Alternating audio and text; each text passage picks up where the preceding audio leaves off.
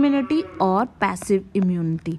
ठीक है, यहाँ पर आपको दो वर्ड देखने को मिलेंगे, एक है एक्टिव इम्यूनिटी और सेकंड है passive immunity.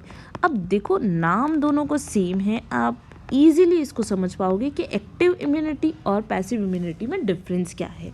Okay, like first of all हम ये समझ लेते हैं कि इनको समझने के लिए कोई इंपॉर्टेंट टर्म्स क्या क्या हैं। ठीक है, तो मैं आपको यहाँ पर दो टर्म्स बताने वाली हूँ। एक होता है एंटीजन, ठीक है, और दूसरा होता है एंटीबॉडी। ठीक है, दो टर्म है, एक होता है एंटीजन और दूसरा होता है एंटीबॉडी, राइट। तो अब आप ये समझ लो कि एंटीजन क्या होता है और एंटीबॉडी क्या होता है। तो फर्स्ट ऑफ ऑल आप ये देखो कि कोई भी फॉरेन पार्टिकल, फॉरेन पैथोजन जो बॉडी के अंदर एंटर करता है वो क्या होता है, एंटीजन। अब जैसे कि फॉरेन पार्टिकल क्या हो सकता है, जो डिजीज़ कॉज करते हैं, जैसे बैक्टीरिया हो सकता है, ठीक है, वायरसेस हो सकते हैं, ठीक है, उसके अलावा फंजाई हो सकती है या एनी अदर कॉजिंग एजेंट जो कोई ना कोई आपके अंदर इन्फेक्शन कॉज करे, डिजीज़ कॉज करे। ठीक है, ये क्या कॉज करते हैं, कॉज करते हैं हमारे अंदर इन्फेक्शन और डिजीज़, राइट। तो कोई भी चीज़ जो बाहर से आएगी वो अपनी बॉडी के अंदर आके क्या करेगी, इन्फेक्शन और डिजीज़ कॉज करेगी, राइट। ठीक है, अब जनरली क्या है कि इसको सिंपली मैं आपको ऐसे समझा देती हूँ, जैसे कोई भी फॉरेन बाहर है, ठीक है, एटमॉस्फेयर से कोई भी डस्ट पार्टिकल आती है, बैक्टीरिया आते हैं, वायरसेस आते हैं, ठीक है, ये आपकी बॉडी के अंदर इंजेक्ट होते हैं। ठीक है, या कैसे इंजेक्ट होंगे, या तो ये आपकी बॉडी से नोज़ के थ्रू एंटर करेंगे या माउथ के थ्रू, या कोई ओपन वुंड है जहाँ से ब्लड है वहाँ से एंटर कर सकते हैं। तो ये क्या करते हैं, यहाँ अलग अलग पाथवे से बॉडी के अंदर एंटर करते हैं, राइट। तो जब ये बॉडी के अंदर एंटर करते हैं तो आपकी बॉडी क्या करती है, रिस्पॉन्स शो करती है। ठीक है, इन दी बॉडी जब ये फॉरेन पार्टिकल बाहर से अंदर आएंगे तो आपकी बॉडी क्या करेगी, रिस्पॉन्स शो करेगी। पहले इनको पहचानेगी, ठीक है, और फिर क्या करेगी, रिस्पॉन्स शो करेगी कि अब इसको डिफेंस करना है तो कोई ना कोई रिस्पॉन्स शो होगा। ठीक है, यहाँ तक आ गई बात समझ में। जनरली क्या होगा, कोई भी बैक्टीरिया, वायरस, फंगाई नोज़ के थ्रू, माउथ के थ्रू, वुंड के थ्रू, ब्लड के थ्रू किसी भी तरह आपकी बॉडी में एंटर करेगा। ठीक है, जब ये अलग अलग वेज से आपकी बॉडी में एंटर करेगा तो आपकी बॉडी समझ जाएगी कि ये आपकी बॉडी का नहीं है, ये कोई ना कोई कौन है, फॉरेन है, जो आपकी हेल्थ के लिए अच्छा नहीं है। तो इसको क्या करेगी, पहले रिकॉग्नाइज करेगी, फिर इसके अगेंस्ट क्या देगी, रिस्पॉन्स देगी, एंड देन क्या करेगी, कुछ केमिकल सब्सटेंस प्रोड्यूस करेगी। क्या करेगी, केमिकल सब्सटेंस प्रोड्यूस करेगी, और यही केमिकल सब्सटेंस क्या कहलाते हैं, एंटीबॉडी। ठीक है, या फिर एंटीबॉडीज़, अगर बहुत सारे हैं तो एंटीबॉडीज़, राइट। तो यहाँ तक आपको क्लियर हो गया।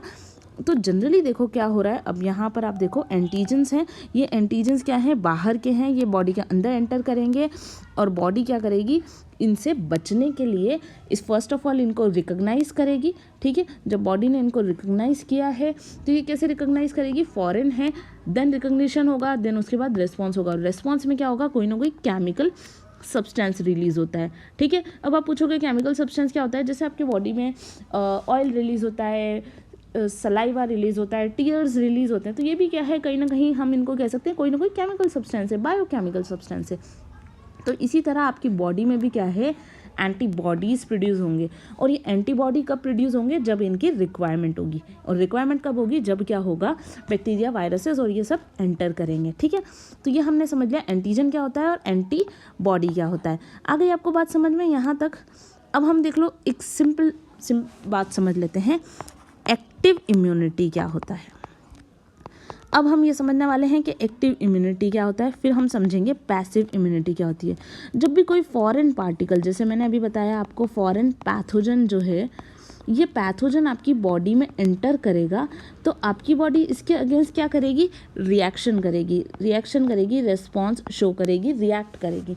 ठीक है, और उस रिएक्ट में ये क्या बनाएगी, एंटीबॉडीज़।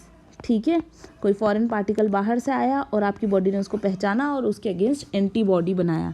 ठीक है, ये क्या करेंगे, प्रोटेक्शन करेंगे, ठीक है, और असिस्ट करेंगे किस चीज़ में, टू किल।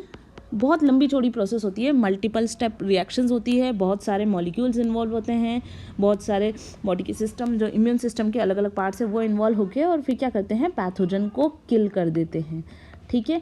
तो जनरली क्या होगा, फिर से समझाती हूँ, एक्टिव इम्यूनिटी में आपकी बॉडी में जब बाहर से कोई फॉरेन पैथोजन एंटर करता है तो बॉडी उसके अगेंस्ट रिस्पॉन्स शो करती है, एंटीबॉडीज़ को क्या करेगी, प्रोड्यूस करेगी, और ये एंटीबॉडीज़ क्या करेंगे, डिफेंस मैकेनिज्म यानी कि प्रोटेक्शन करेंगे और फाइनली असिस्ट करेंगे, बहुत इंपॉर्टेंट रोल प्ले करेंगे टू किल दी पैथोजन। ये क्या करेंगे, अलग अलग सिस्टम को एक्टिवेट करेंगे कि हाँ पैथोजन आ गया है, अब इसको किल कर दो, सिंपल। अब हम बात कर लेते हैं पैसिव इम्यूनिटी क्या होती है। अब एक्टिव इम्यूनिटी कैसे होती है, दो तरह से हो सकती है, या तो कोई पैथोजन एंटर कर जाए, जैसे मैंने आपको बताया कि कोई ना कोई पैथोजन एंटर कर जाए तब एक्टिव इम्यूनिटी हो जाएगी। सेकेंड क्या होगा, इम्यूनाइजेशन यानी कि वैक्सीनेशन के टाइम पे हम कह सकते हैं कि एक्टिव इम्यूनिटी बूस्ट होती है, इम्यूनाइजेशन या वैक्सीनेशन, ठीक है। वैक्सीनेशन के टाइम पे क्या होता है कि हम क्या करते हैं, कोई भी वायरस के अगेंस्ट वैक्सीनेशन होगा, first of all vaccination is against for viruses only, ठीक है। तो हम क्या करते हैं, कोई भी वायरस का किल्ड पार्ट यूज़ करते हैं या इनएक्टिव बॉडी पार्ट यूज़ करते हैं या इनएक्टिव वायरस यूज़ कर सकते हैं और फिर इसको हम बॉडी के अंदर इंजेक्ट करते हैं, ठीक है। तो अब क्या करते हैं, हम इसको बॉडी के अंदर इंजेक्ट कर देते हैं, जिससे क्या होता है, बॉडी इसको रिकॉग्नाइज कर लेती है कि ओ वायरस आ गया, तो बॉडी क्या करेगी, इसको रिकॉग्नाइज करेगी कि oh there is a virus, ठीक है। और वायरस होने के बाद ये क्या करेगी, प्रोड्यूस करेगी एंटीबॉडी।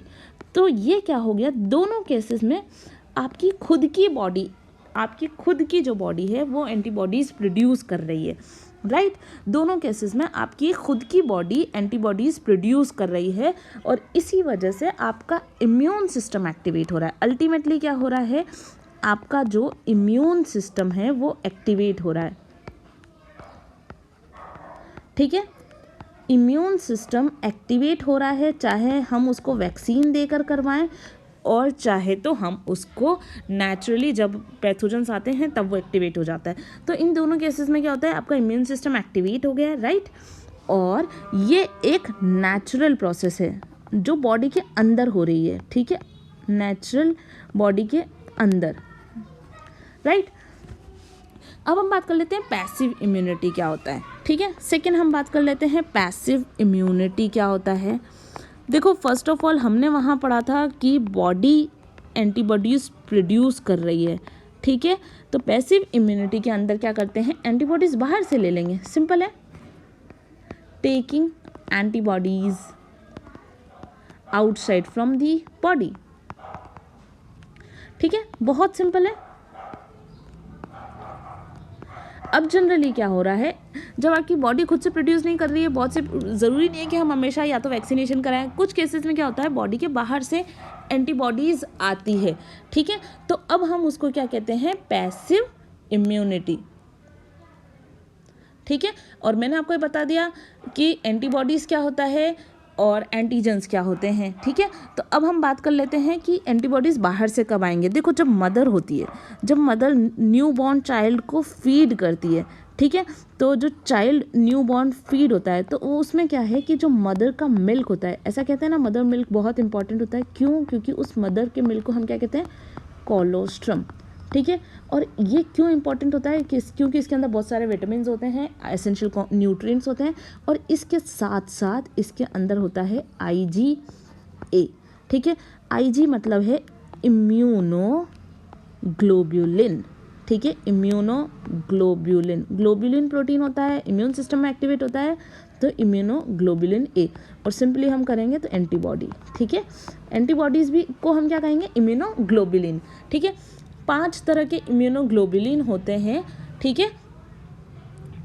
यहाँ तक आपको समझ में आ गए। तो अब इम्यूनोग्लोबुलिन ए जो है वो मदर के मिल्क से किस में जाता है, फीटस में।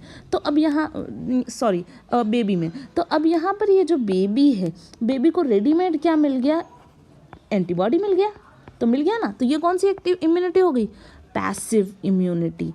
फर्स्ट केस ये बता दिया मैंने, ठीक है।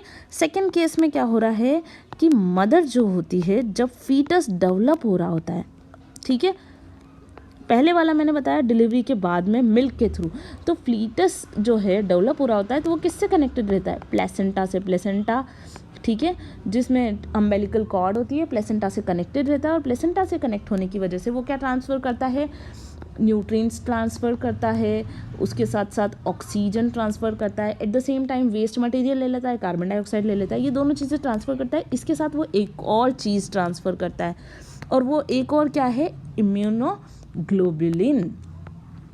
तो इम्यूनोग्लोबुलिन जे, ठीक है। तो अब इम्यूनोग्लोबुलिन जी ट्रांसफ़र करा, तो अब देखो प्लेसेंटा से इसको इम्यूनोग्लोबुलिन जी मिल गया, ये और ये, ठीक है। आ गई बात समझ में। एंटीबॉडी को ही हम इम्यूनोग्लोबुलिन कह रहे हैं, ठीक है। थर्ड केस क्या होता है, direct injection into the body, like किसी को एंटीबॉडीज़ की रिक्वायरमेंट है in the form of medicine, क्या करते हैं, डायरेक्ट इंजेक्ट कर सकते हैं, ठीक है।